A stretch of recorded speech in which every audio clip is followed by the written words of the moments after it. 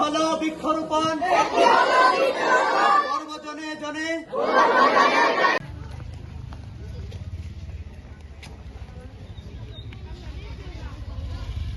নরসিংদীর বেলাব উপজেলায় বাংলাদেশ ইসলামী ছাত্র শিবিরের বৃক্ষরোপণ কর্মসূচি সফলভাবে সম্পন্ন।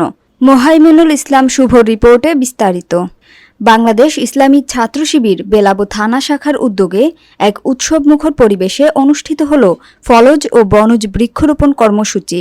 পরিবেশ রক্ষা, সচেতনতা সৃষ্টি ও সৃষ্টির সেবা করার নৈতিক দায়বদ্ধতা থেকেই এই কর্মসূচির আয়োজন করা হয়।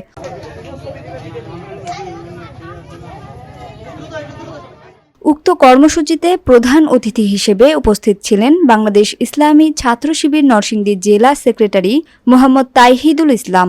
তিনি বলেন, শিবির শুধু একটি ছাত্র সংগঠন নয়, এটি একটি আদর্শিক আন্দোলন যারা দেশের কল্যাণে নির্বিচারে কাজ করে যাচ্ছে। আজকের এই বৃক্ষরোপণ কর্মসূচি তারই প্রমাণ, যা পরিবেশ রক্ষায় নতুন প্রজন্মকে উৎসাহিত করবে।